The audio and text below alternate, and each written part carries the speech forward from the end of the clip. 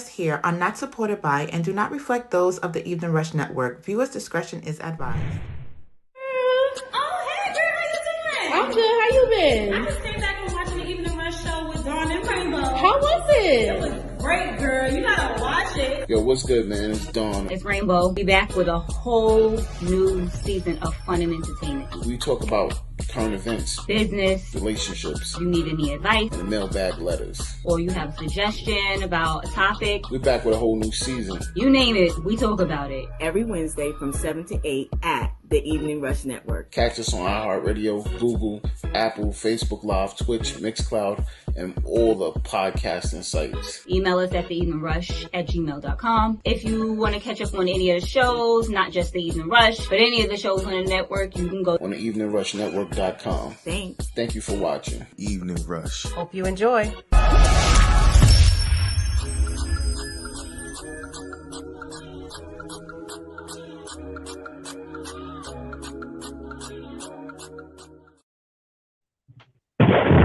What's good? What's good? What up, New York City?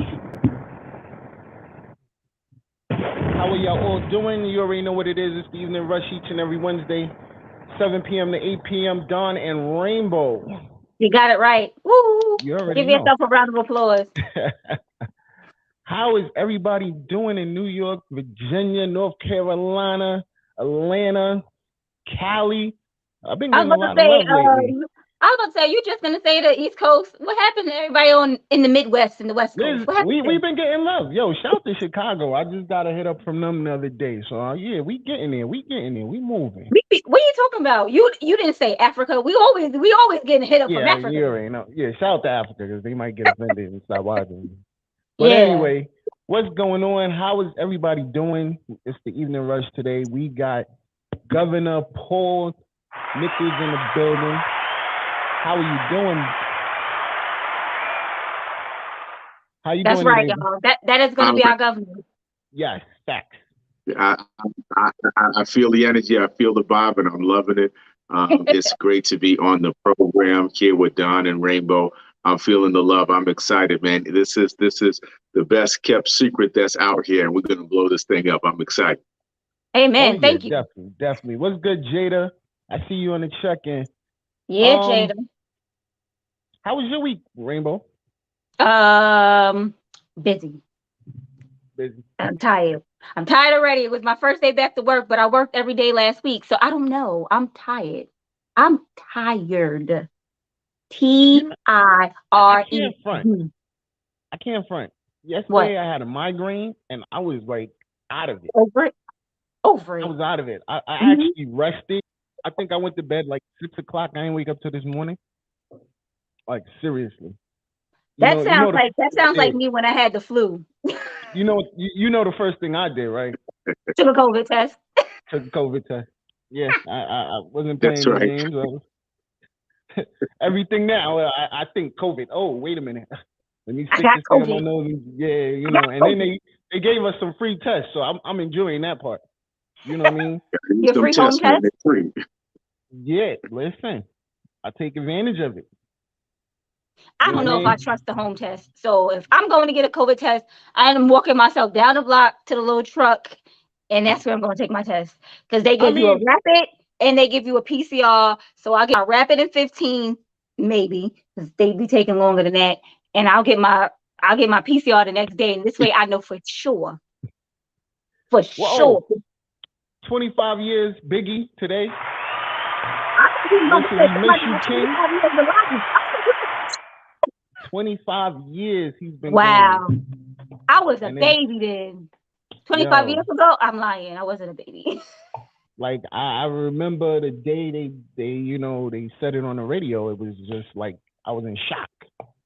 Like I knew he shouldn't have went to Cali. I've been saying it. I kept saying it. I mean, that wasn't his first time in Cali. Since the incident with Pac, yeah, that was his first time in Cali. You know what I mean? So that was a little heartbreaking today. Shout out to my son. He enjoyed his first day of college on Monday. I'm about to say which son? TJ. TJ enjoyed his first day of college. He went to Long Island Community College. So yesterday was Where's his the first claps? day. Where's the claps and the bombs and Yeah, the I was about to get there. I was gunfire? getting there. I was We have getting to there. get all of it. You know what I mean? And then we went to wrestling this weekend and had a great weekend. Like, And I wasn't invited. I didn't get a yeah, ticket. you know what? Nobody else wanted to go with you, I but gotta I said say, I would have went with you, and you didn't buy me a ticket. shout out to my Roman. bro low key for Oh. hooking us up.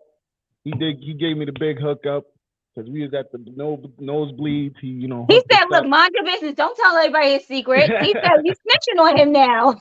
What's wrong? Yo, but I appreciate it. The garden it wasn't the crazy part. The energy in the garden was amazing. I haven't been in the garden in a long time. I think before COVID. And Pre-COVID? Pre-COVID. Yeah. What's good, Benjamin? I see you on the check-in, bro. Yeah, and it was phenomenal. You know what I mean? Shout out to the garden. So Roman won because I seen you post a picture and Erica have a heart attack. Like, shout out to Roman. You already know. Team Roman all day. Listen. I mean, I'm all for the Hawaiians. That one, baby. It's that one. The Usos, all of that. It's the I'm one. all for it. So let's get on this week's craziness. We got to talk about my brother Eric. I love him to death. I voted for him. He's mad at the teachers. Listen. Dawn said, "Please put your mask on. Please wear your mask in school." No, you know what? Listen, that's me all the way. But what I disagree with is you're saying 4 to 2, you want mask on in school, but 5 to and up don't gotta wear masks.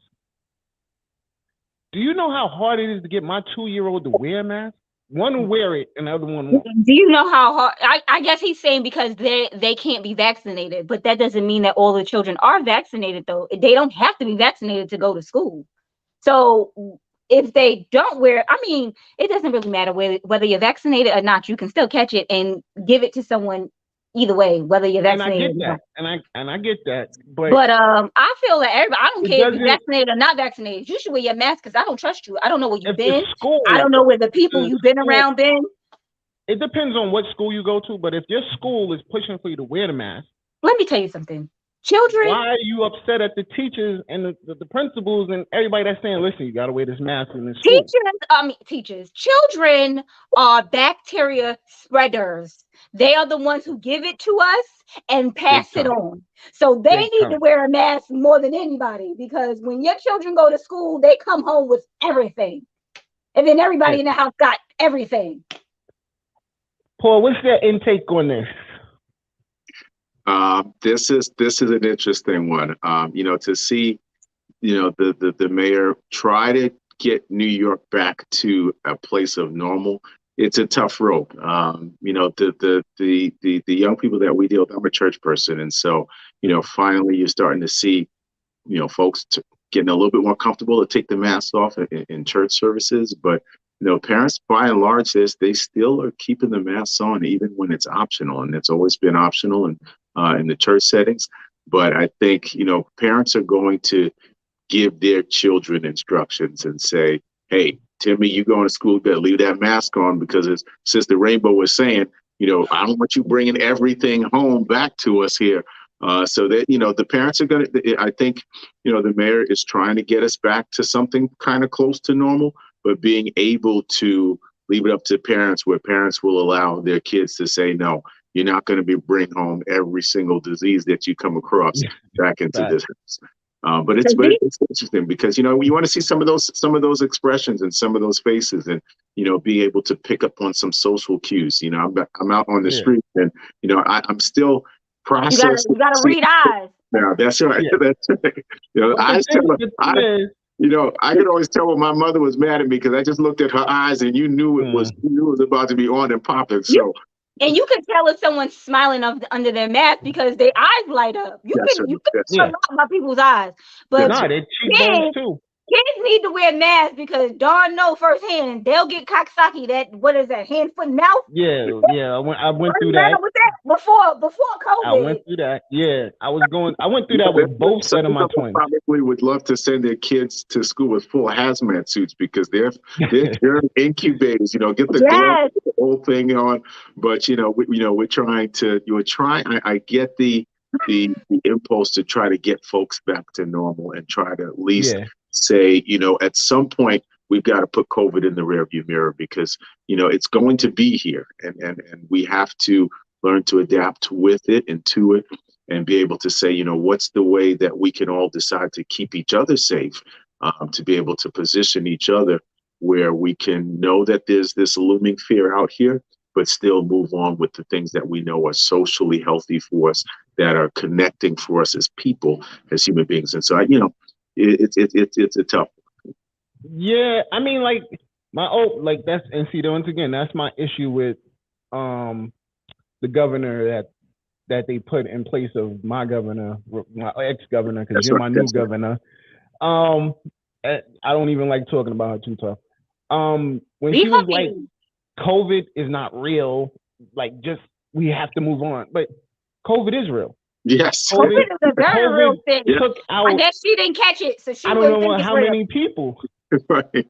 She didn't catch it, or nobody close to her caught it, so she like, it's not real. I don't know. Let me tell you something. That the heartbreaking part is, listen, you're running New York right now.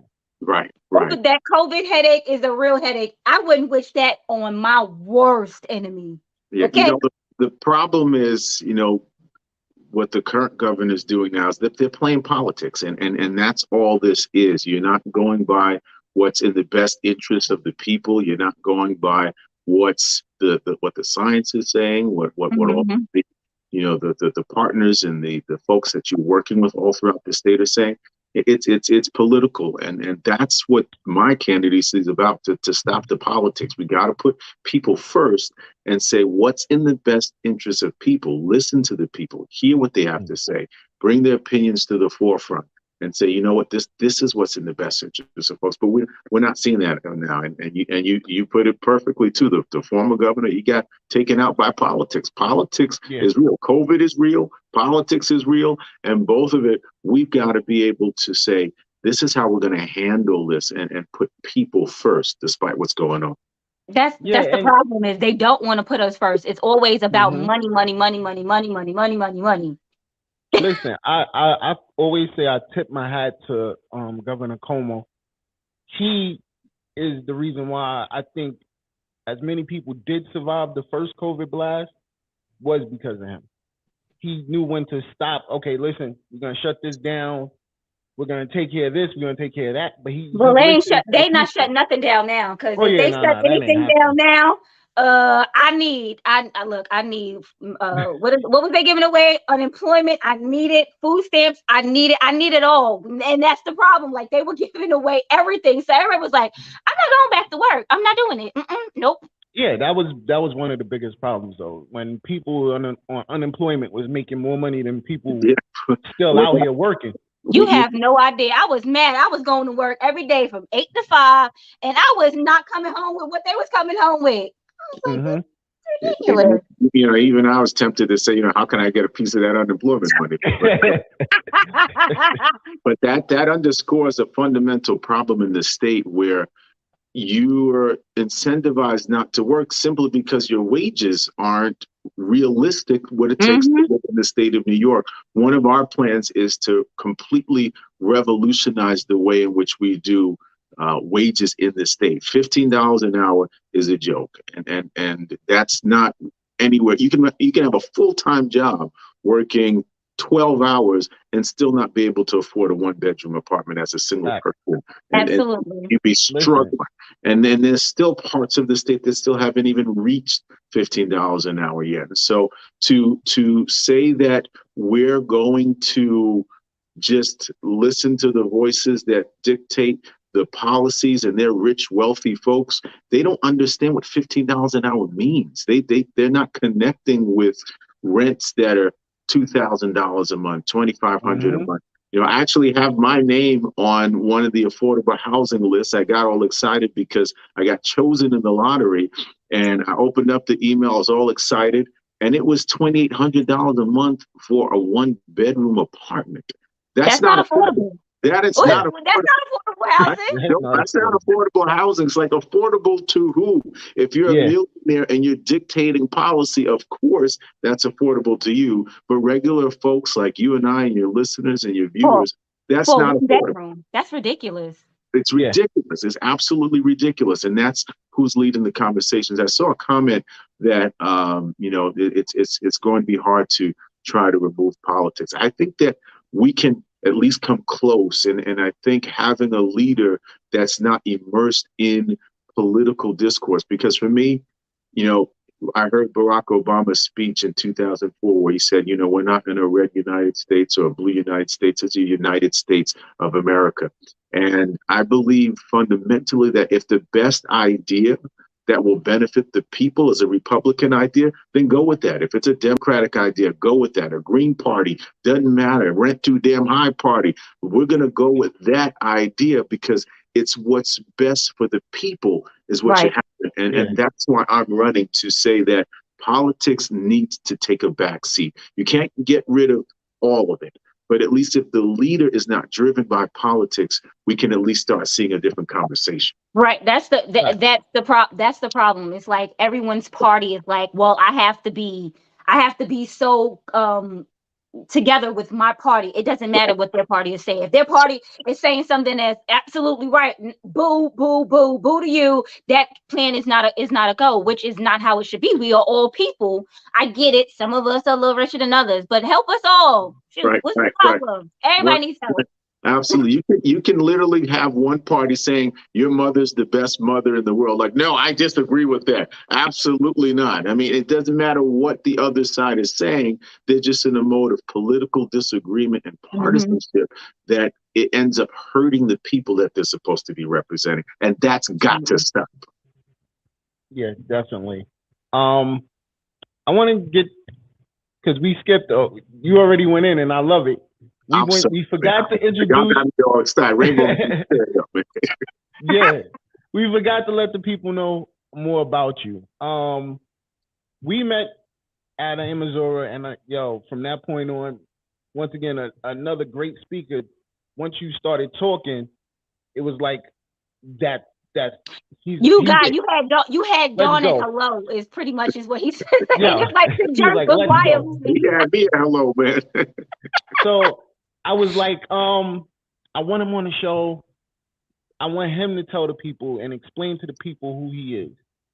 Let them know you're from. First of all, you're from Queens. So shout That, out to Queens. yeah. Me too. South side, from South side all the way. Oh, I'm through. from North Side. We'll take I'm from North Brooklyn, side. so I'm from Brooklyn, so you know I'm we gonna. like Brooklyn too. Brooklyn's I'm cool still too. gonna show love though. I'm gonna show love. Look, he's the governor, so he loves all of New York. So it We doesn't love Yeah. matter. all New York, Buffalo, Rochester, Syracuse, Albany. You know, we're all one. And you know, I was born in Manhattan, but raised in Queens. And you know, I went to public schools. I'm an attorney now, but you know, interestingly enough, when I went into corporate law, they, you know, they were paying me money that I had never seen in my life, coming from, you know, Southside Jamaica. Mhm. I was like, you know, when they gave me my first check, I'm like, you don't have to give me, you know, my whole year's salary all in one. Right. Like, it was like, no, that's just the 2 weeks pay. I was blown away. And Wow. it was powerful because, you know, I felt a sense of accomplishment having gotten to this point, but something didn't sit right with me because it's a corporate firm that represents Fortune 500 companies, Citibank, eBay, Tiffany's, and even if they lose a case, the cost, even if it's $10 million, that's just like the cost of doing business with them. Nobody's life is impacted. But for me, the area where I come from, if somebody loses a case, somebody's child is wrongfully going to jail, somebody's losing their home to foreclosure, someone's life is completely upended. So for me, you know, it was more important for me to use my skills and God-given abilities to benefit the people in the areas where I come from. So I left corporate law and I went to work in the federal and the state courts right in the middle of the foreclosure crisis, where we were able to help keep a lot of folks in their homes, and particularly brown and black communities were hit particularly hard during foreclosure, because as you guys know, a lot of our wealth is in our homes, and once that's gone, then that's it. So we were able to do a lot, but then from there I transitioned and worked in the state legislature at some of the highest levels of government, worked for a former Senate majority leader, worked for congressional members, worked as chief of staff for a number of state senators. And so I've been in Albany, know how the sauce works, and been able to see up front how our leaders have really failed us. The middle class, we're getting hit harder like nobody's business. I'm a regular person, and part of this candidacy is the mind-blowing concept of maybe we shouldn't have one of the 1% leading the 99%, but having somebody that feels and identifies actually lead the way. Because when you think about it, you've got millionaires and billionaires. They're deciding the educational policy for everyone else, but their kids aren't going to those schools. You've got the millionaires that are deciding our transportation, but they're not riding that transportation that we're riding. They got them deciding our healthcare, but they got the best doctors in the world making their healthcare decisions. And so we kind of lost track of just that basic understanding that someone who should lead us should actually feel and understand the issues that they're talking about, that they should be affected by the policies that they're making. And so that's who I am, a regular guy from around the street that just has been blessed with an amazing journey to understand and have been around the heights of power, but also serving the community. I'm a pastor's son and have served in my church as long as I can remember. And then, I went and I worked as the director of the community center for South Jamaica houses, 40 projects in the house. And so, that's my strength and my grounding is in the people, and that's where I always will stay. And so that's who I am. And then this would be a historic candidacy. We've never elected a Black governor in the state of New York. So, we're trying to break some barriers and make some history here and really show the people that New York, we can do something different. We can do things that have never been done before, but through the lens of putting the people first. My motto was power in the people, man. Right. Y'all people, look, when it's time to vote, y'all better vote. I'm voting. My vote is Shout in. out to our sister station down in Baltimore, Charm City Direct TV. They on the check-in. My thing right now, because this is the amazing thing. I want you and Eric Adams to really hold down New York. I feel like both of y'all, your concepts and working together, we can change a lot of things. That's right. Definitely in the second hour, I have a whole list of those things I definitely want to know how we gonna change. You mean the second half an hour, not the second hour. This man ain't gonna be on here with us for 2 hours now. My bad. You know what I mean. He's an important person. I know, my bad. You know what I mean. We all important, but we're gonna put this till 11 o'clock. We're doing the overnight now, right? We gonna have to pay some extra. We're going not second hour, baby. I mean other half. That's right. Yeah. So since you've been around, you've talked to the governor now. Because I was looking at one of your speeches where you were talking to her. Do you feel like she's in for our best interest, to be honest? So here's the way you can always tell who a politician's going to be working for. And it's watch the money. Watch where their money is coming from, because whoever pays you, that's who your boss is. So right now, she raised almost $22 million.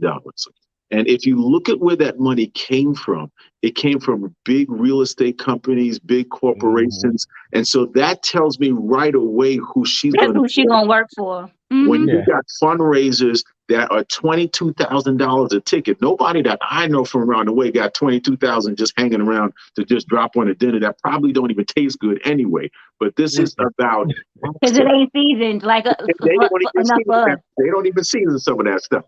And so what they're doing is they're paying for access. They're paying for the ability to drive the conversation. And so it's no coincidence that New York State is now the second most expensive state in the entire country. New York City just passed San Francisco as the most expensive city in the entire country. And so when you see big dollars driving the conversations, when you see the current governor taking money from all of those real estate developers that benefit directly from rents being $2,800, $3,000 a month, $2,000 a month for rooms that are no bigger than probably, some of these porta potties that are on the street. This is the stuff that's making people leave the state. We lost 330,000 people to migration, out migration. In the last census cycle, in the last I'm two. one of them. I was about to say. If I wasn't running, I'd be like 10 minutes from going myself. My godson lives in Georgia, and he's like, Pops, we got rents that are $750 a month for a big, beautiful place. They got a pool in the backyard. Why can't New York be like that? Because we need to have a leader that's not listening to the corporate developers that benefit from these sky high rents that have only gone up 24% more in the last year. And in some instances, folks are going to be seeing like a 50% spike in their rents. Con Edison bills just doubled for some folks that are paying their utilities. They're going to be seeing some of those things happening. So and especially a lot of people are working from home. Yes. So absolutely. The things that they didn't used to have to pay for because they'd be at work all day, now they have to pay for it. Food. That's right. Everybody likes to eat when they're home. All right. One of our producers just asked, how do you attend to address those issues? So we've got a couple of different ways that we want to, let's just talk about the housing for an example. We've got a couple of different ways that we're going to really tackle that issue. The first thing you have to do is in order to solve a problem, you have to recognize that there is a problem. The Comptroller issued a report that says 2.9 million residents in the state of New York are what's in a situation called cost burden, meaning they're spending more than 30% of their income in just keeping a roof over their head. And half of that number are severely cost burdening, meaning they're spending more than 50% of their income in just keeping a roof over their head. So the first thing that we want to do, we're going to set a state cap, a state maximum on the amount of rent that will make us competitive with other states. And so we'll debate about what that number is, but my number is going to start around the $800-900 a month, $1,000 a month. And then what we say to developers and property owners, because we want to make it make sense for everyone, we'll say you will decide how much tax you will pay on your property. We will remove property tax from your building. And for every dollar you go over our state cap, that's what you will pay tax on. So you can get away scot-free without paying any tax as long as you keep that rent right where it is, $800, $900, make it affordable. And then for the other property that we're going to be building, we're going to be making sure that they're truly affordable. That's 30% of folks that are making a little bit less that might not be able to hit the $800, $900 a month. And what that does is right away, we're competitive with other states, Georgia, North Carolina, Florida, places that people are now moving to because it's just generally more affordable housing-wise. But then also housing-wise, we want to insert the state government into the market where the state will buy some properties and we will be able to understand that we can control the supply and demand, we can control the prices because now we get revenue streams from everywhere else. So we don't have to now go in so hard with charging $2,000, $2,500 a month with rent because we get rent everywhere. It's like the Walmart concept. We specialize in selling so many things so we don't have to charge so much for one item. And that's what we have to do. And it's coming from the fundamental premise that housing is a right and recognizing that homelessness is out of control because of affordability. Not everyone that's in a homeless shelter has a mental disability. For example, one of the members, several of the members in my church, unfortunately, even though they are essential workers, one works as a nurse that worked 10, 12, 14 hours during the pandemic, but they didn't go home to a wonderful home of their own, a roof of their own. They went home to a homeless shelter. This is not somebody that's on the corner with a cup begging. This is a a working class individual with a regular 9 to 5 job, an essential worker that can't afford to put a roof over their head. And they were telling me, they're like, Paul, there are many working class people in the homeless shelter, because they just don't have an option. Some folks are doing it to try to get access to subsidies and try to get access to, voucher programs. Folks shouldn't have to do that. We should be able to know that the housing stock that we have is affordable and that folks can get access to competitive prices that they don't have to go to other states to find it. So that's just a couple of ways. We go in depth with a lot of our plans, but it's from the understanding that what's happening now, the status quo, is unacceptable. Yes, definitely. Would love $800-900 I would love it too. I mean, that would definitely absolutely. That would definitely keep me in New York because I think I'm about to be on now, my I don't way know to if that I don't know if that'll keep me in New York, because sometimes the people in New York is what it might be driving you out too. We a little rude at times. Facts. Well, we're gonna pay some bills real quick and then we're gonna be right back. Give us a second, but if you want to start your own podcast, this is what you do. Looking to podcast shows and do not know where to start? The Evening Rush Network can help you with that. Call us at 929-441-2417 or email us at theeveningrushnetwork@gmail.com for dates and prices. We got you for all your podcast needs. The Evening Rush Network. Tune in, subscribe, and share.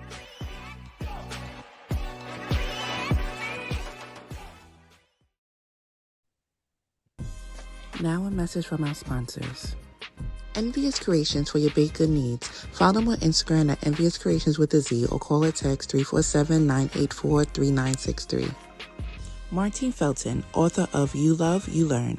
Download her book at www.martinefelton.com. She is also a life coach and author and intuitive.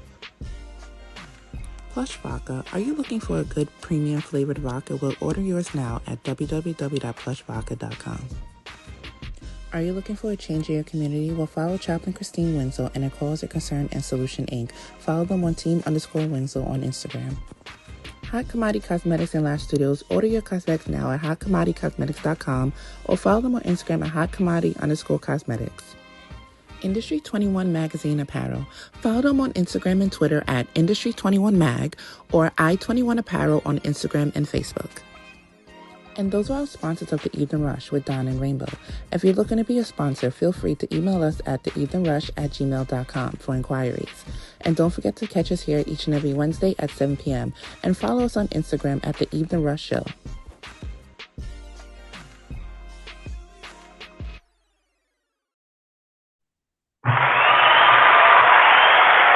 That's what I'm talking about right there. The people's governor. We got him in the building. Shout out I see to that Mr. picture. Powell, Nichols. This is where now the question is gonna get a lot tougher. What up, Envy? What up? Yeah, I got the whole family in the building. Shout out to That's Rose right. Relaxation Hour. Think and Grow with Yvette Green was good. I want to go through one. You got the five policies.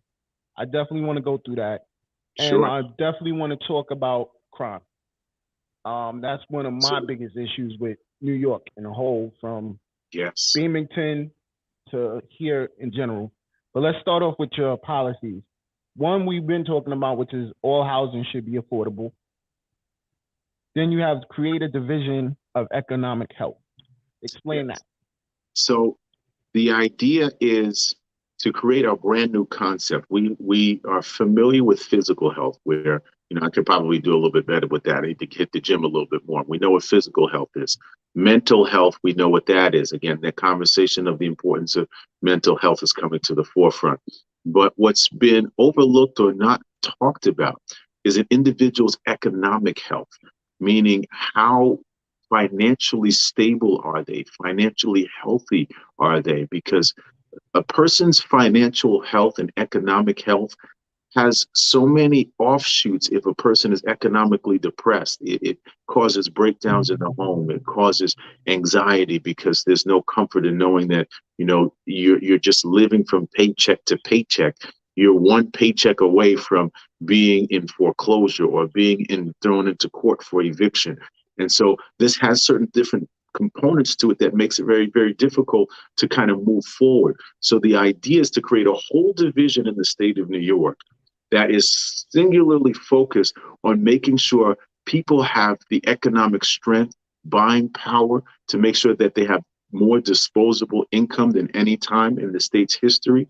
We're making sure that we're making each and every one have the ability to be able to not only just be able to save, to have emergency funds, to be able to invest. One interesting part of the division of economic health that we're going to create a New York credit score. This is outside of the box thinking.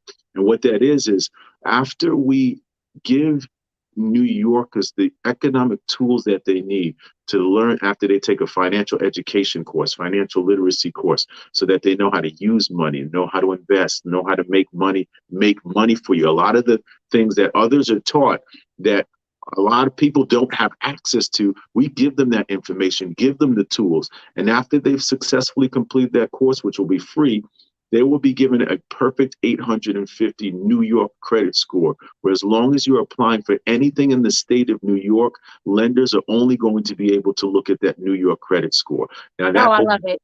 That opens up a whole new world of folks that were denied for loans, private loans, student loans, business loans. That opens up a whole new reality for folks that are home searching or apartment searching, or folks are looking at credit scores, recognizing we're giving folks a brand new lease on life. Because if you don't come from some of the areas that, have been overlooked or underrepresented, you don't know some of the challenges, because there are communities where young people had their parents opening up stuff in their name and, having to use their credit, and they end up making, wrong decisions. And by the time that young person reaches the adult age, their credit's already jacked up, and it's no fault of their own. And even that parent that wasn't given the tools, that wasn't taught how to use money, wasn't taught the value of, depreciation, where, we're going to spend, $700 on sneakers, and we could probably put that somewhere else. And sometimes that's not, their fault, but they just weren't taught and given the tools that they need. So before we give them that credit score to go out into the world, we will equip them with the tools that they need so that they will be able to now go forward and now make some new decisions, different decisions, and have the world out at their feet. So it's a whole brand new look on economic health and economic empowerment, where we're not just looking for today, but we want to help individuals all throughout the state of New York build generational wealth and be able to support not just themselves, but their children and their children's children. This is very important to economic stability, where, we're going to talk about crime. And when we get to that, I'm going to tie it all in for you. Yeah, because I know you got, we're both all pressed for time. This is a question, again, from our producer. She says, does the course accumulate in an exam? Yes. So the way it works is there's a lot of different ways in which financial education courses kind of play out. So you have some that will be a final exam, so to speak, but then there are others where it's hands-on training, where you will have to, for example, one that I took years and years ago, where you will get, almost like fake money, and you will actually invest it in the stock market, and you'll start seeing and learning how to invest and getting the tools. So it's real-time training that happens as well. So you'll be seeing right away that you will be developing the skills and getting the tools. So even before any final exam, so to speak, you'll already know, okay, I have the tools already.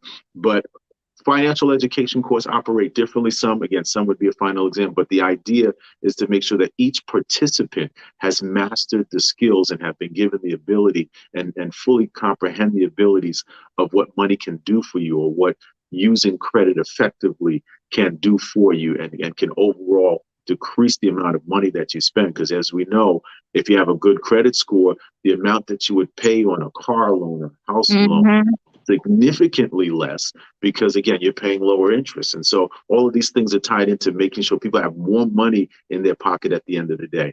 But yeah, there would be an exam, but there's some hands-on training pieces of it that make sure you have the skills that you need. Okay. I like it a lot. The next is the war on wealth gap. which pretty much you summed up. Spread out New York. Right. So, Yeah, we too close together. right. So the idea is there's so many beautiful parts of the state of New York. As I've been traveling the state, there's some amazing parts of the state that really go underutilized, and they really go under promoted. And people that we call transplants that were in the city at one point that are up there now, they're like, man, I wish I would have found this earlier. This is amazing. And so we want to incentivize folks to, we don't have to stay all on top of each other in downtown Brooklyn or parts of Queens or, different parts of the city. There's amazing parts of the city, of the state, that we want to say, we'll subsidize payments on homes and down payment assistance programs, which we have versions of that already happening, but it isn't targeted to get folks to really look at places like Hancock, New York, look at places up in, Newburgh, look at places in Onondaga County and Dutchess County, and so many places all across the state that have vibrant life. And we're going to make sure those lives are even more vibrant. But in addition to that, we want to revolutionize transportation, because there's a thing called high-speed rail that I'm sure you guys are familiar with, where all across the world, you see it in Europe, you see it especially in China, they're using bullet trains to connect cities that are separated by hundreds of miles, and people are getting there within minutes, 30 minutes, 40 minutes. So imagine being able to work in the city and live in upstate New York, and you're commuting in this 30 minutes, 45 minutes. So we don't have to be all on top of each other, competing for resources, competing for parking spaces. I can't remember the last time I parked in front of my home, because it's to that point where everyone's especially in Brooklyn. Especially where I live at. Especially in parking. Oh, and especially if you still live in Southside, especially in Southside, yeah, you can't never find a park. You can't find parking in Southside. And so, no, you can't. That's why I'm a Northside girl. We find parking over here. You have to come up and visit you, Sister Rainbow.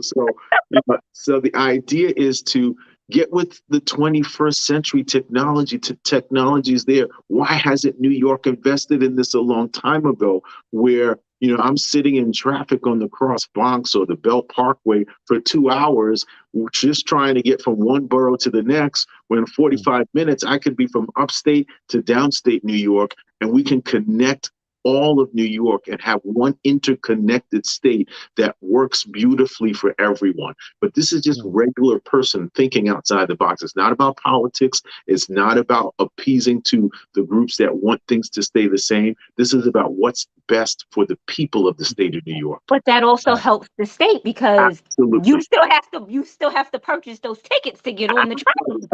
Absolutely.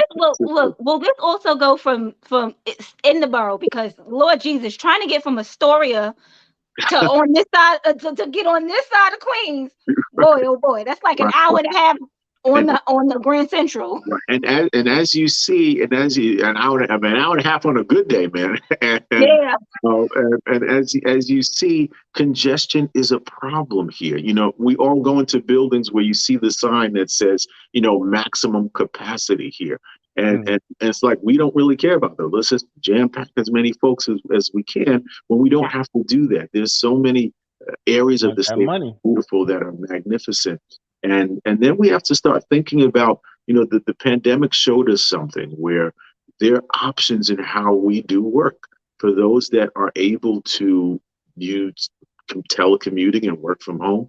I can't remember the last time in 2020, I was actually one of those that was still working, and, there was no traffic on the road. I almost thought that was beautiful. It was beautiful. I can't remember the last time I drove from Queens to Manhattan in like 16 minutes. It was crazy. And it was like in the you sound like you were speeding. Well, I mean, the foot was a little heavy. I mean, you just didn't realize it. You didn't realize it. Yeah, when there's nobody on the road, you be like, oh, okay, because you don't know, you can't, match yourself with no other car. You're like, all right, I'm just driving. You're like, wait a minute, hold up, I'm doing 90. I can't officially confess to anything, Rainbow, as I'm running for governor. That's right.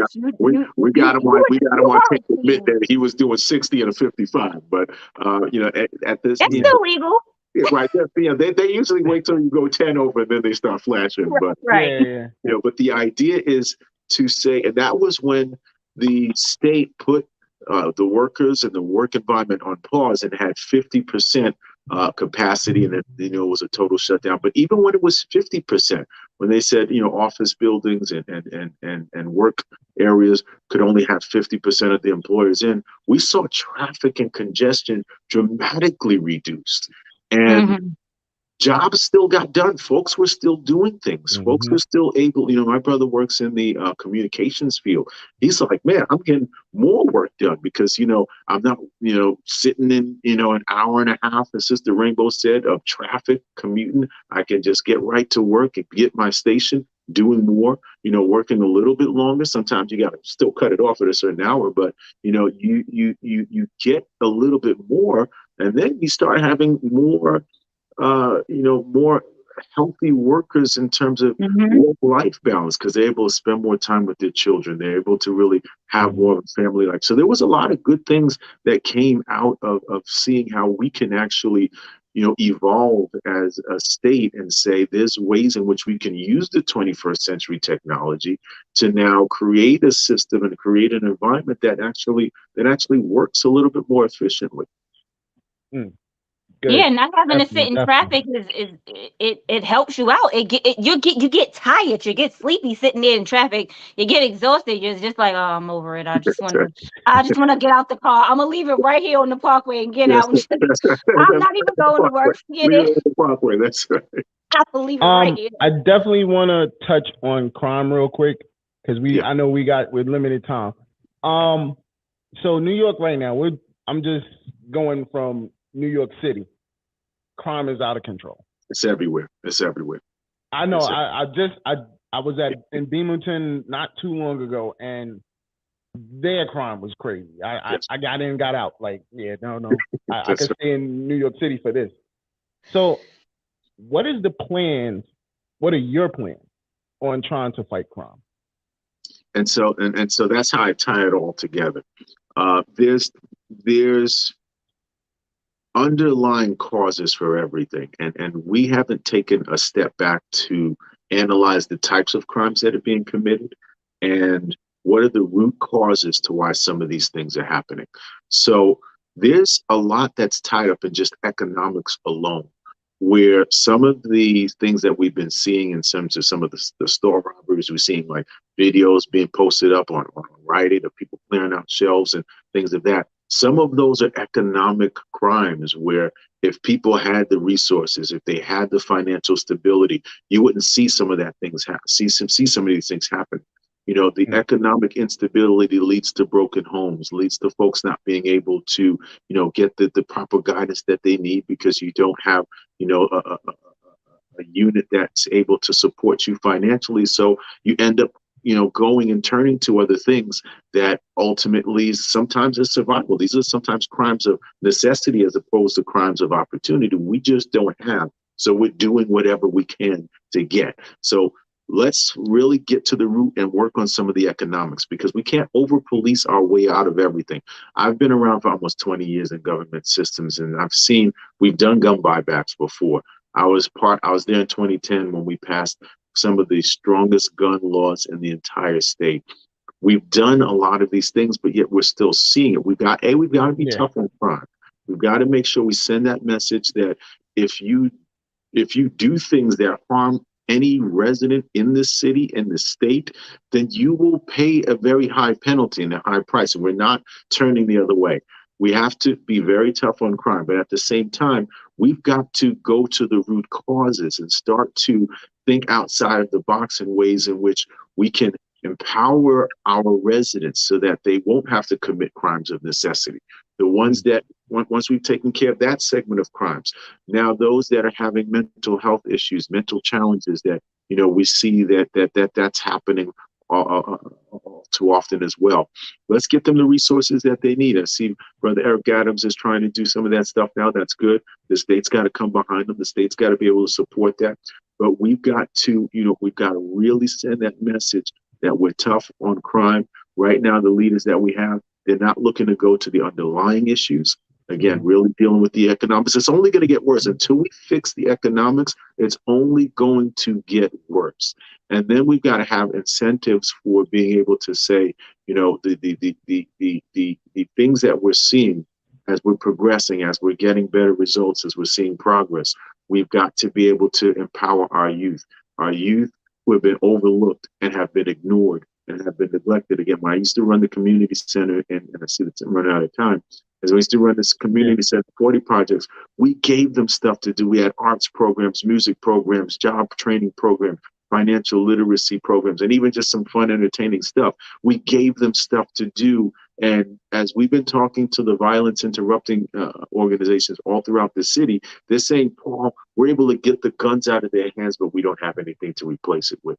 So let's get the state to support the youth programs, the youth groups that are the violence interrupters, and let's get some things back into the hands, of our youth and those that are, under the most stress. Dan, I appreciate it. Definitely. You hit every point I needed to hit. This is one of the most important things.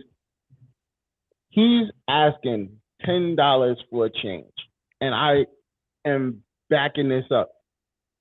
We will be sending you bread in a minute, so you ain't got to worry about that. But I need, now that we're gonna send, I'm gonna send this to 10 other people, and I want them to send, because at the end of the day, like he said, he's not getting money from big businesses and big companies. He's asking us to help him. And I think that is how we're gonna strike change. So definitely, I need everyone that's listening. All he asking is for $10. So we all could chip in and throw $10. Let's make that happen. If you want to donate more than $10, he'll take that too. We'll of take course, it. definitely. Oh, We'll of course, definitely. You know how black people is. You ask them for $1, they looking at you funny. They gonna give you that. That's right. Send me more. Send them more. Send them more than 10. That's right. Look, we need a change. We need a change. Listen, definitely, because me and Rainbow gonna stay on for a little bit. I do appreciate you, Paul. Once again, you definitely got my vote. The Evening Rush Network is definitely on your side. Look, everybody in the comments was like, "You're right. He's right. Absolutely. Yep." So I guess you got everybody's vote on the Evening Rush Network. Yes, definitely. We definitely got to do this again. June, let's get out there, June, and start voting. Let's get them votes up. Let's get him in where he needs to be so that he can continue this change. He's giving y'all the so these ideas can actually be implemented. Yes. That's right. Because I'm sorry to say, the governor that's in here now ain't doing anything. And she ain't going to check for us. She's not checking for us. I haven't seen her do ain't the do right anything skin tone. That's what it is. Yeah, I have not seen her do one thing yet. That's why I miss Cuomo, but now I got a better one. So I'm going with him. You know what I'm saying? So Paul, go ahead, handle your business. Thank you again. Once again, let's try to get you back up whenever we can. So thank you. And just let everybody know where they can find you. Yeah, again, I just want to say thank you, Rainbow. You're amazing. The questions, the dialogue, the insight, the analysis, amazing. And Brother Don, you had me first. I mean, you said you had me first. And this is a beautiful platform. I'm going to make it my priority to help this grow and to continue to challenge, the Breakfast Club, all of them folks out there. We're going to show, what the Evening Rush can do. And this is going to be important for us to allow great dialogue like this to continue to happen. And to all the listeners, all the viewers, thank you again. You can find us at Nichols2022.com. The key is word of mouth is so powerful. Tell friends, tell family, tell it on Facebook, tell it on YouTube. I say it in my speeches, create a whole new platform and tell them on that too. Make sure everybody knows that this change has a new name and it's Nichols in 2022. God bless each and every one of you. You're ready. Absolutely. All right, I appreciate you, Mr. Governor. Thank you. All right. So, I think we had a great night. Definitely. We hit a lot of things that we needed to hit. You know what I'm saying? We did. absolute, like all the questions that was asked, he answered them, and it wasn't like he stuttered or stumbled or anything like that. He answered them. That's great, because I don't know what you're talking about, baby. I don't know what you're talking about. I'm a good wholesome child. Shout out to me for not. I didn't say one foul language all day. I appreciate it. You was about to. Yeah, I almost slipped up. You almost slipped up. I did good. I almost slipped up. We both did. We did amazing. I did good. You know me, I usually got a potty mouth. But yeah, like I was saying, he usually, you know how people, you know, when politicians usually talk, they usually like stumble, stutter, and you be like, I don't believe nothing you're saying. Yeah, because they don't have facts. They're not giving us facts. And they don't really have a platform. Like he actually had a platform that he actually wants, things that he actually wants to implement. Not saying that they're going to allow him to implement them, but they were absolutely very, like he said, outside the box thinking for people. Like it literally would benefit us and not them. And that's what we need to do. We need to actually start voting for people who are here to help us. And we need to get all those old thinking people out of the Senate and the House and all of that, because they're essentially the ones who are hindering us, because they're the ones who are saying, oh no, well, no, that's not going to happen. We can't do that. And no. So even with his good ideas, they are absolute excellent ideas. That little New York credit what score? Love it. Yeah. The train thing, love it. The financial, I was just about to say. Love it. I was just about to say that. Everything he said, $900 rent, love it. Like everything he said, I was like, tell me more. Tell me more. That's what we need. Tell me more. These are the things we need in New York. Absolutely. Like he was saying, his cousin or his godson, or I forget who he said, lives in Georgia and they have $750 rent. You can't get a room for rent for that. Facts. But listen, I definitely appreciate everybody that tuned in. My team is strong. I love it. Almost all of them was pulling up today, and I appreciate y'all. Shout out to Jada. You know what I mean? I definitely appreciate the whole Plug family. Think and Grow with Yvette Green, Rel's Relaxation Hour, Envy, of course, with her rainbow and the Queens. That's us. Are you gonna be back this Monday? Like, we don't know. We don't know. Look here. We don't know. We're not 100% sure. But when we do come back, y'all be prepared. Prepare to be sick of us. Prepare to be sick of us. Okay? Yeah, I love my queens, man. We love you too. So how you want to go out tonight? Y'all be safe out there in these streets, the NYC, because it's hard. It's this weather outside is blowing minds. I don't know about nobody else, but the other day it was 60 degrees, and today it's like freezing, and it was snowing, and it was hailing, and it was rain. It was doing everything today besides the sunshine. I don't get it. I don't like it either. But y'all be safe out here in these streets, because Mother Nature is, I don't know. I think she got her period. I don't know. She is not happy with us at all. That's all I could say. She ain't happy with us. I don't know what we did, but whatever y'all did, take it back, because I'm ready for good weather. Yeah. Listen, when we hit 60 that day, I wasn't ready. I had on like mad clothes because I was thinking it's gonna be cold, and I just wasn't ready. When I leave the house, before I leave the house in the morning, I just make sure I look and see what the temperature is gonna be for the day. Because if I put on my big old puffy coat and it's 60 degrees outside, I'm gonna pass out. I don't usually dress for the weather. I just usually wear whatever. But if they say anything between 50 and 60, I put on a sweater, and then I put on my smaller coat. It's not. It's still a coat, y'all. Because I'm still dressed. I had on 3 shirts,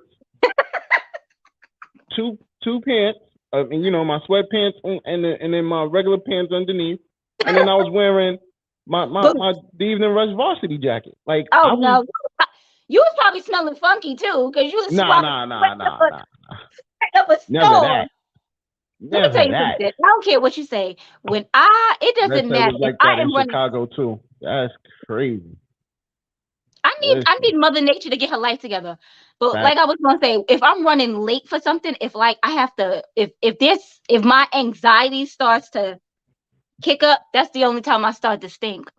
Because if I sweat any other time, it's just moisture. But if I'm anxious, it's like, girl, what happened here? Yeah, I haven't reached those levels. You know me, I'm already shower 30 times a day type dude. So, nah, it's not. It don't even. I'm just telling you, if I'm anxious of anything, like if it's like it's a different type of like odor that comes out my body, and I'll be like, what happened? But what happened? Like if I sweat on you a gotta regular, eat pineapples. I don't know. I don't even think it's my insides. I think it's just I think it's my body saying, look here, your anxiety is it. Don't do it no more. So that's what it is. You gotta calm down. Yeah, I just gotta calm down. Mm-hmm. Yeah, exactly. Yep. Well, I'm going out today saying, first of all, happy birthday to my cousin Blaney. Boom. Happy birthday, Blaney. I want to say thank everybody for tuning in and listening. Yo, once Amen. again, congratulations to my son. You know what I'm saying? Proud of him. Another college student. Yo, he got to graduate. What's that, 3? The rest of the crew. It's 3. Yeah. I got 3 college graduates. So 3 college graduates. Yeah, and now he's in college. So because Dawn got 85 kids. If you a first time viewer, Dawn's got 85 kids, y'all. Yeah. Mm-hmm. Yeah. So that's 3 graduates, 1 in college. So that's 4. So he still got 81 more kids to get into college. Listen, at least they doing something. They got to do something. But I'm actually very proud of him. Like he's really stepped it up.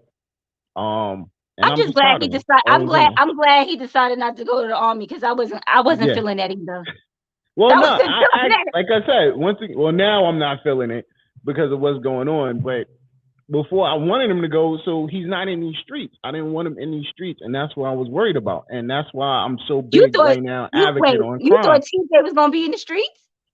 Well, listen, he still got to go to work. You know those little things. So. I say your child. He's on a train and the bus. That's your child, and I know that TJ is not a street person. So nah, definitely none of my kids are street people. They don't know street. What? No. They right now. TJ is inside playing the crib. game. Yeah, I was just about to say that we in the crib playing 2K, the WWE 2K right now. So you know what I mean. So that's our life right now. Well, you know what I mean. I definitely appreciate everybody and the love, man. Make sure you download that app. Get that app. Stop playing. Get the app. Download the app. It's on Google and it's on Apple. What else can I say? Don't forget y'all $10. You already know. That's what I was about to put up. We're looking for change with our brother Paul. What are the Breakfast Club change? A change for change. Yeah, let's get this man in office. Let's get Kathy Hochul. Let me tell you something. Out of office, you know what? Even if he isn't able to implement all of his, whatever the fact that he has out of the box thinking, that to me that's the best thing because everyone that they put in office think just like the last person that was in office. Right. And that's not.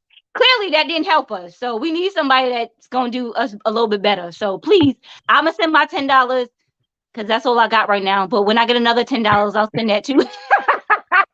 Yeah, we definitely going to send out money. Shout out once again to our sponsors, The Gallery, which was on last night. I'm sorry I missed the show, Ben. I was out of it. Dawn had a migraine, so he had COVID. Yeah, that's how we started yesterday. Shout out to Industry 21 Mag. Make sure y'all get that copy. Shout out to Starter Magazine also because we're about to be up in that as well. So salute to the Evening Rush for that one. Shout out to Cause of Concern Solution Network. Shout out to Hot Commodity Cosmetics. Of course, Envious Creations, who got me looking real nice the other day. I was in the street and everybody saw that Shut Up Dawn and they was Shut Up Dawn. You You know what I mean? So I was loving this street right now. And of course, shout out to Martine Felton. Remember, you can also check us out on IG, The Evening Rush Show, at Don_the_evening_rush. I gotta figure out how to shorten that.